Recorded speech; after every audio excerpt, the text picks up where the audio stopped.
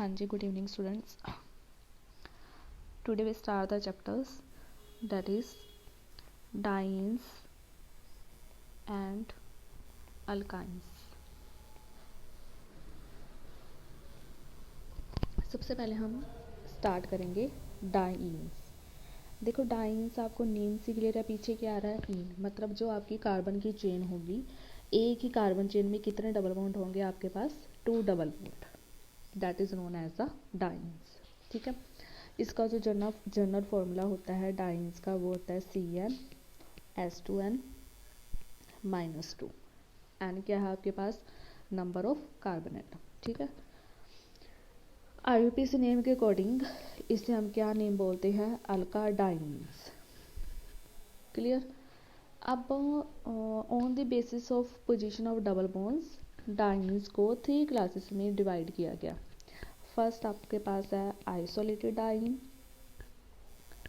Isolated diene is also known as the non conjugated diene. ठीक है, second आपके पास है कॉन्जुगेटिंग डाइन्स। थर्ड आपके पास है कम्युलेटेड डाइन्स। पहले बात करते हैं आइसोलेटेड डाइन्स की। फर्स्ट आपके पास क्या है, isolated dienes. Isolated diene, iso का मतलब क्या है, सेम, डाइन्स का मतलब क्या है, डबल बॉन्ड।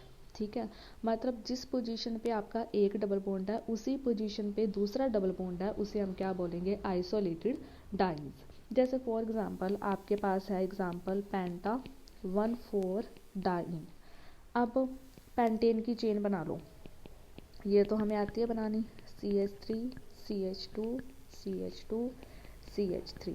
अब उसने क्या बोला, पेंटा 1,4 डाइन, 1 2 3 4 5।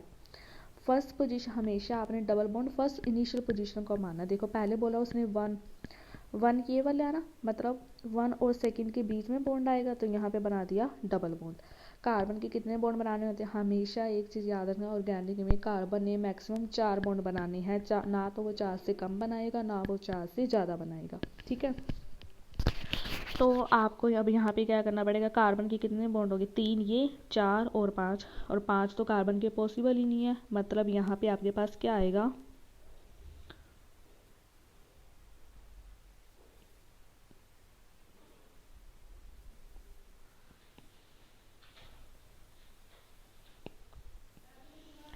यहाँ पे CH2। नेक्स्ट उसने बोला 4 कौन सी है, ये वाली पोजीशन, मतलब 4 और 5 के बीच में, यहाँ भी क्या आ जाएगा 2।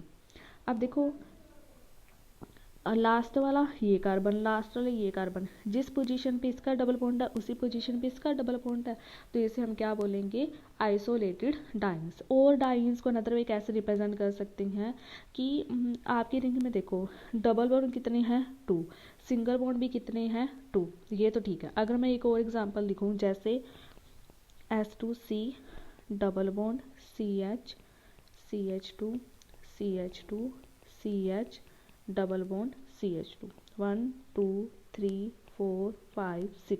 डबल बॉन्ड तो कितने हैं आपके पास, एक ये वाला डबल बॉन्ड, एक ये वाला 2 है। सिंगल बॉन्ड कितने हैं, 1 2 3। तो अगर आपकी कार्बन चेन में डबल बॉन्ड से ज़्यादा सिंगल बॉन्ड है, उसे हम क्या बोलेंगे, आइसोलेटेड डाइन्स। क्लियर इतनी बात। अब सेकंड देखो मेरे पास क्या है, कॉन्जुगेटेड डाइन्स। कॉन्जुगेटेड डाइन्स, इसका क्या मतलब है, आपकी कार्बन चेन में 2 डबल बॉन्ड को सिर्फ एक सिंगल बॉन्ड ही सेपरेट कर रहा है, उसे हम क्या बोलेंगे, कॉन्जुगेटेड डाइन्स। आइसोलेट का हमें पता समझ में आ गया कि 2 डबल बॉन्ड को एक से ज़्यादा सिंगल बॉन्ड सेपरेट करे, वो आपके पास क्या है, आइसोलेटेड डाइन्स। कॉन्जुगेट डाइन्स का मतलब क्या है कि आपकी कार्बन चेन में 2 डबल बॉन्ड को सिर्फ एक ही सिंगल बॉन्ड सेपरेट करे, उसे हम क्या बोलेंगे, कॉन्जुगेटेड डाइन्स। एग्जाम्पल है इसकी ब्यूटा 1,3 डाइन। ठीक है, ब्यूटा 1,3 डाइन कैसे बनेगा, S2C double bond CH CH double bond CH2, ये आपके पास क्या है, ब्यूटा 1,3 डाइन। अब देखो 1 2 3 4, 4 कार्बन ब्यूटेन, 1 और 3 पे डबल बॉन्ड भी आ गया। अब आपकी रिएक्शन में कितने डबल बॉन्ड है, 2 डबल बॉन्ड है। सेपरेट कितने कर रहे हैं उसको, एक सिंगल बॉन्ड ही कर रहा है, तो इसे हम क्या बोलेंगे, कॉन्जुगेटेड डाइन्स। ठीक है। थर्ड आपके पास है क्यूमुलेटेड डाइन्स। क्यूमुलेटेड डाइन्स, इसका क्या मतलब है कि जो आपके 2 डबल बॉन्ड है वो एक ही कार्बन से अटैच है, उसे हम क्या बोलेंगे, क्यूमुलेटेड डाइन्स। और इसका कॉमन नेम क्या है, एलीन्स। Very important. जैसे फॉर एग्जांपल ये है, ऐसे है। ठीक है। कार्बन के हमेशा 4 बॉन्ड कंप्लीट करने, ये बात ध्यान रखना। इस कार्बन के कितने बॉन्ड है, 1 2 3 4। इस कार्बन के 1 2 3 4। इस कार्बन के 1 2 3 4। ठीक है। अब देखो क्यूमुलेटेड, ये एक कार्बन है, इस कार्बन के साथ भी डबल बॉन्ड अटैच है, इस कार्बन के साथ भी डबल बॉन्ड अटैच है, दोनों के दोनों डबल बॉन्ड एक ही कार्बन से अटैच है, इसलिए इसको हम क्या बोलेंगे, क्यूमुलेटेड डाइन्स। इतनी बात समझ में आ गया। अब इसमें से हमारे पास कॉन्जुगेटेड डाइन्स सबसे इंपॉर्टेंट है as compare to other 2 dienes. अब हम बात करते हैं methods of preparations of dance.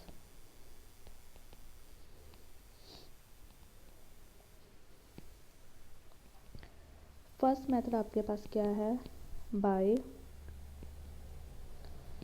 Dehydro halogenation of 1,3 dichloro ब्यूटेन्स।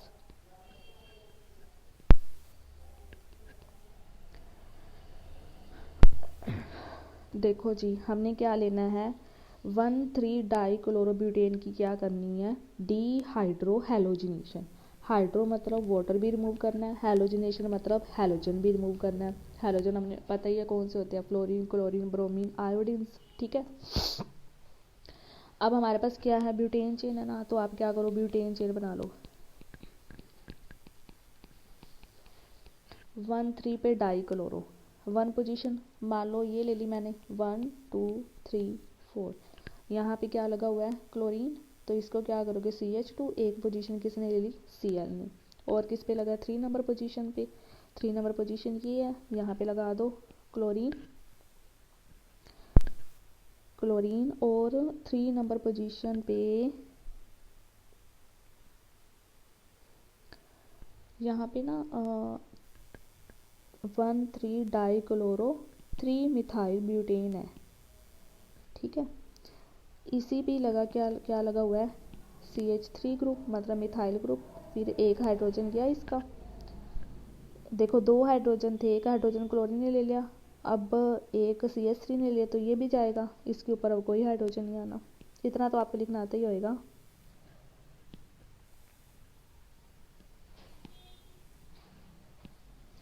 यहाँ पे क्या है, CH3 ग्रुप। ठीक है।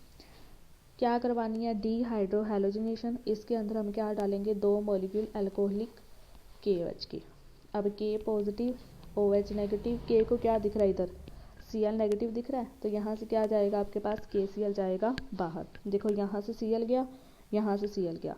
अगर यहाँ से Cl जा रहा है तो कार्बन के कितने बॉन्ड बना रहे हैं, 1 2 3। कार्बन के होने कितने चाहिए, 4 बॉन्ड।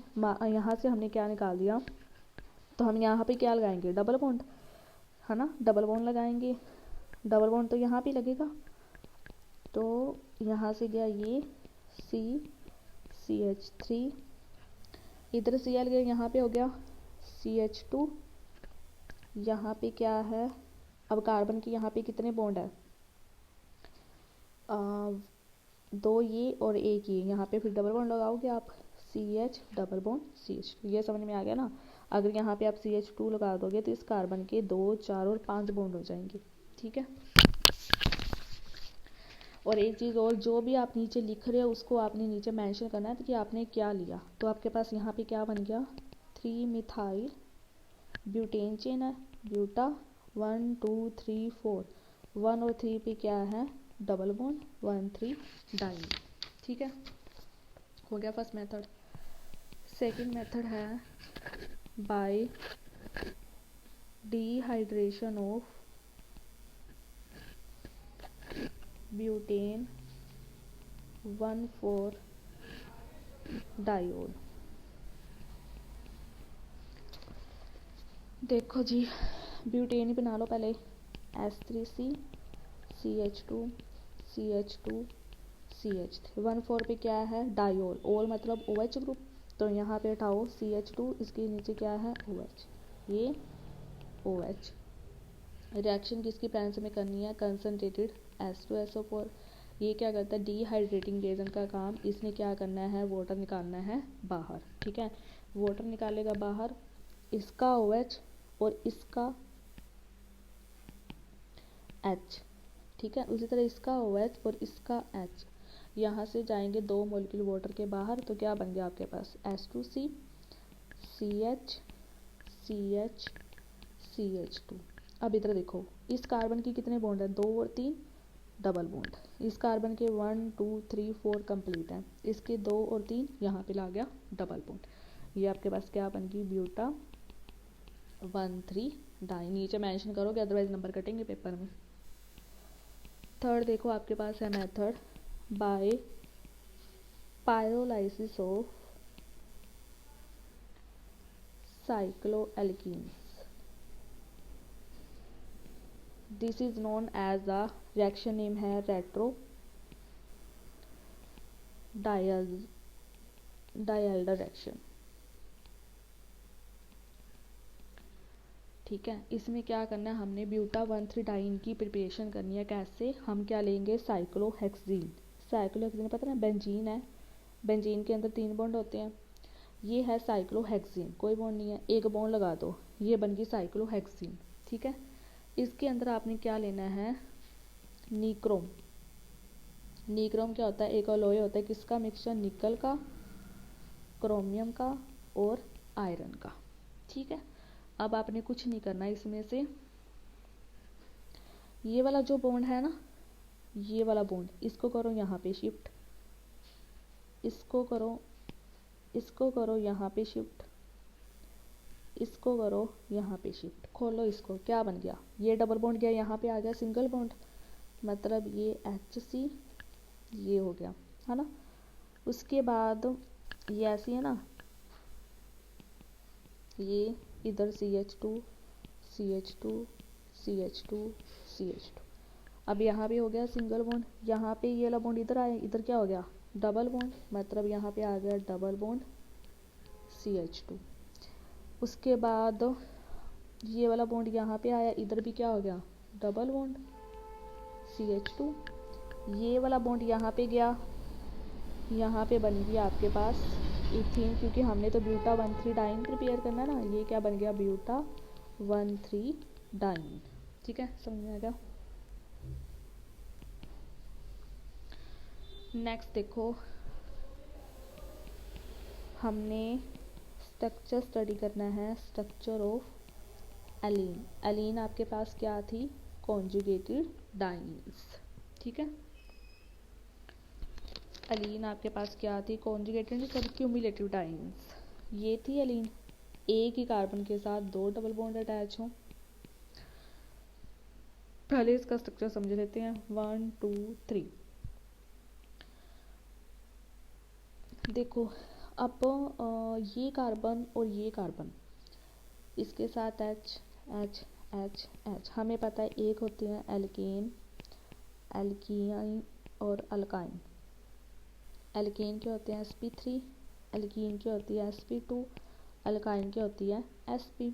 अब ये एल्कीन, ये आपको एल्कीन दिख रही है, ये दोनों के दोनों कार्बन क्या है, sp2 हैप्पिटस। ये जो कार्बन है, अगर मैं एक बॉन्ड इसका यहाँ पे शिफ्ट कर दूँ, अगर हम इमेजिन कर ले इसका एक बॉन्ड मैंने यहाँ पे शिफ्ट किया, तो यहाँ पे ट्रिपल बॉन्ड बनेगा, मतलब ये कार्बन कौन सा है, ट्रिपल बॉन्ड वाला, ये आपके पास क्या है, sp हैप्पिटस। ठीक है, तो अब इसके अंदर आपके पास कितने पाई बॉन्ड है,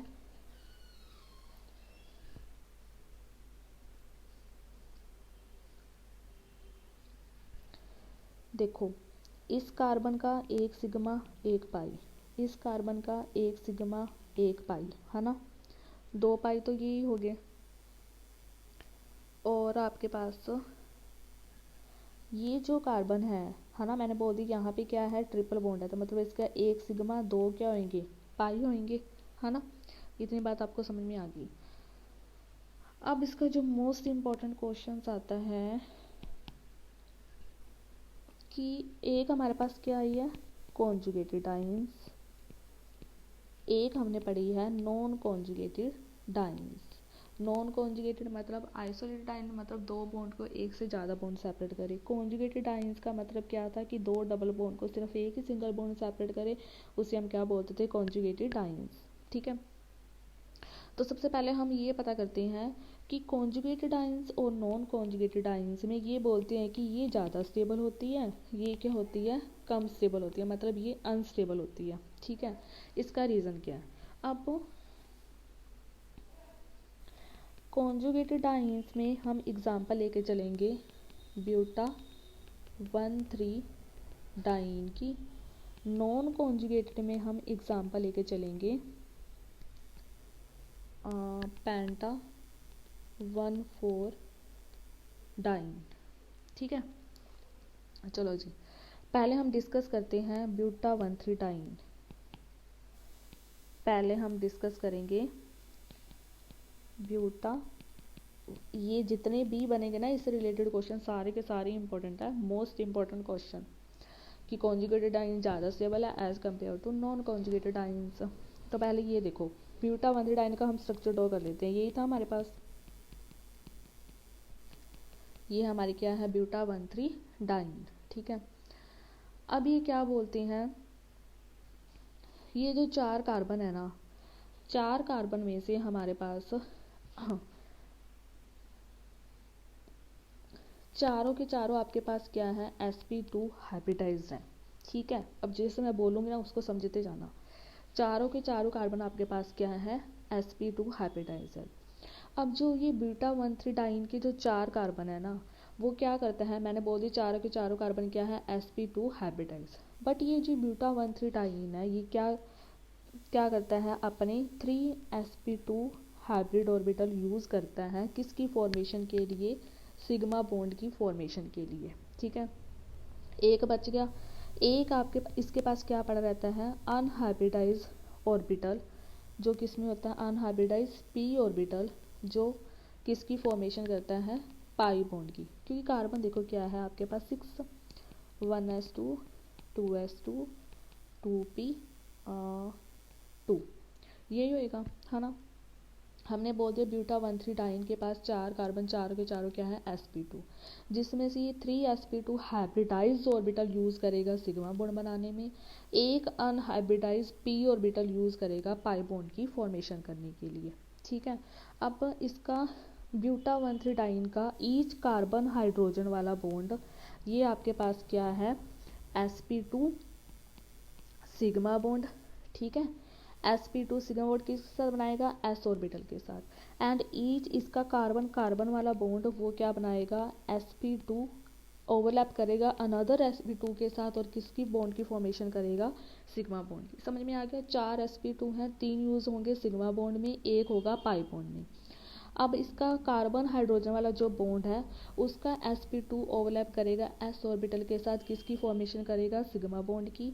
और उसी की तरह ही इसका कार्बन कार्बन वाला बॉन्ड क्या करेगा, sp2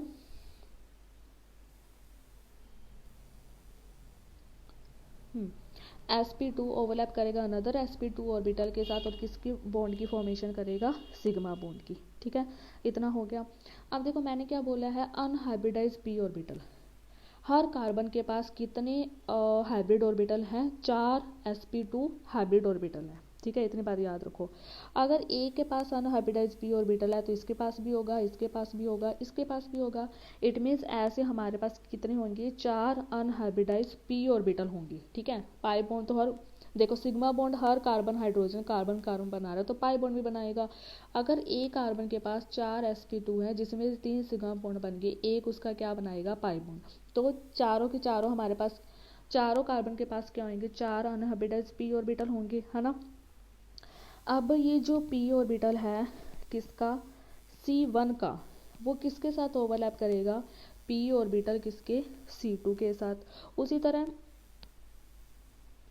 p ऑर्बिटल C3 के साथ, p ऑर्बिटल C4 के साथ ओवरलैप करेंगे। ठीक है, कैसे, साइड वाइज। तो हमारे पास स्ट्रक्चर कैसे बनेगा, देखो P orbital of carbon first overlap करेगा P orbital of carbon two का ओवरलैप करेगा कार्बन 3 के साथ, कार्बन 3 का ओवरलैप करेगा कार्बन 4 के साथ।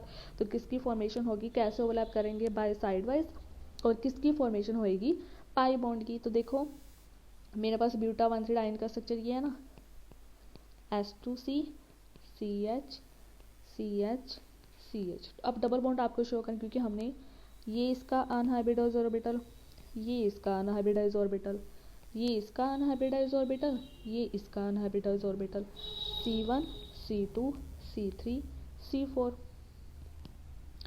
ये दोनों आपस में ओवरलैप करके किसकी फॉर्मेशन करेंगे, पाई बॉन्ड की। ये दोनों आपस में ओवरलैप करके किसकी फॉर्मेशन करेंगे, पाई बॉन्ड की। आपको पता है delocalization of pi electron cloud above the plane और बिलो द प्लेन्स, है ना। ये बन गया अपने पास स्ट्रक्चर फर्स्ट।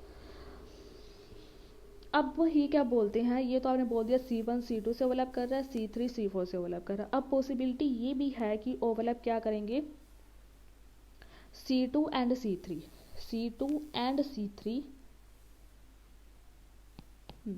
C2 और C3 आपस में ओवरलैप कर जाएं। हो सकता है C1 एंड C3 आपस में ओवरलैप कर रहे। पहले हमने C1 C2 का ओवरलैप करके C3 C4 का ओवरलैप करके ये बना दिया। अब सेकंड पॉसिबिलिटी क्या है कि साइड वाइज ओवरलैप कर सकते हैं C2 एंड C3। तो हमारे पास स्ट्रक्चर क्या बनेगा, S2C CH CH CH। Double bond ही शो करना, ऊपर आप डबल बॉन्ड ही बना रहे हो, ठीक है। Unhybridised p orbital, unhybridised p orbital. अब ये C2 ये C3, तो C2 and C3 side wise overlapping, किसकी फॉर्मेशन हो जाएगी, पाई बॉन्ड की। ये बन गया, ये फर्स्ट स्ट्रक्चर हो गया आपका, ये हो गया सेकेंड जब C2 एंड C3 ओवरलैप कर रहे हैं, ठीक है। अब थर्ड क्या है आपके पास,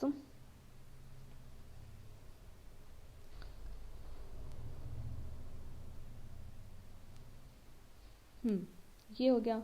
अब हो सकता है C1 ओवरलैप करे C2 से, C2 ओवरलैप करे C3 से, C3 ओवरलैप करे C4 से। पहले हमने क्या किया, C1 एंड C2 का बनाया था, C3 C4 का बनाया था, फिर हमने C2 और C3 का बनाया। अब हमने क्या बनाया, C1 C2 से, फिर C2 C3 से, C3 किससे करेगा, C4 से। तो हमारे पास स्ट्रक्चर कैसे बनेगा,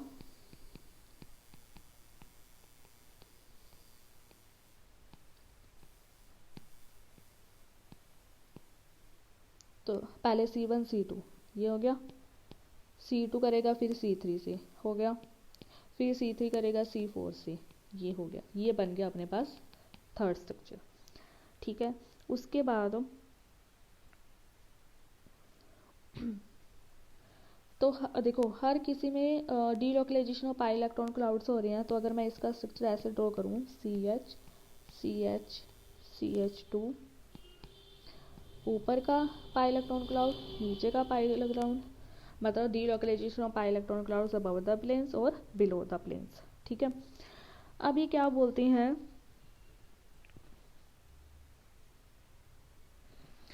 कि जो हमारा पाई इलेक्ट्रॉन क्लाउड है ना, वो ऐसा नहीं है कि 2 ही कार्बन पे डीलोकलाइज है, वो ओवरऑल हमारे चारों की चारों कार्बन पे क्या हो रहा है, डीलोकलाइज हो रहा है, ठीक है।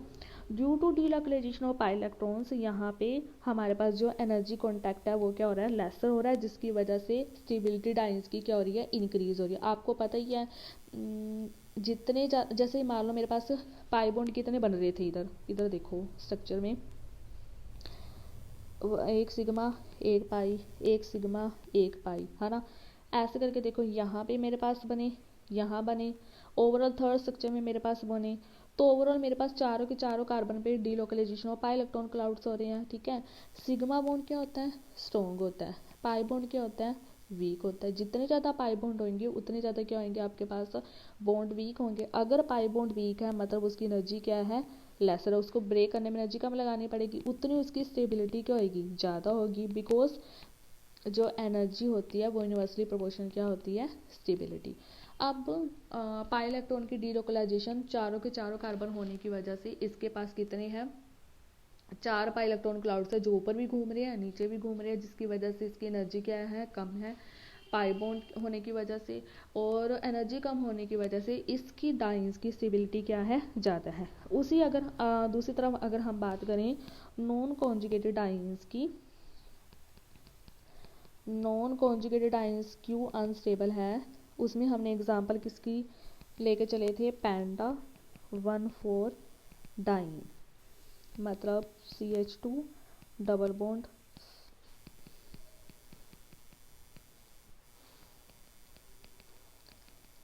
ये चीज़ है।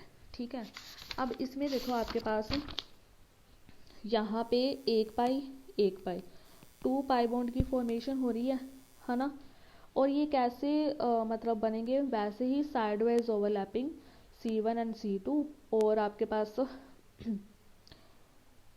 ये 1 2 3 4 5 पाई बॉन्ड किससे बन रहे हैं, C1 एंड C2 वाले कार्बन की और 4 एंड 5 वाले कार्बन की, है ना।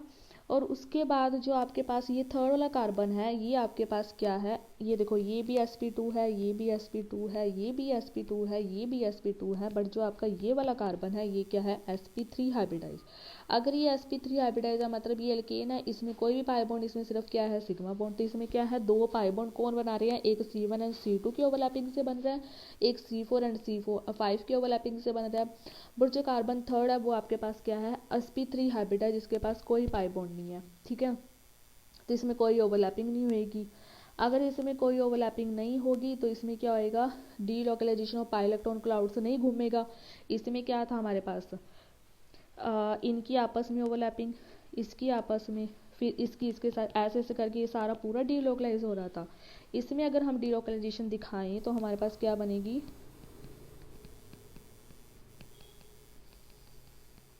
ये ऐसे, सॉरी मैंने यहाँ पे डबल बॉन्ड लगा दिया, आना नहीं था। ठीक है,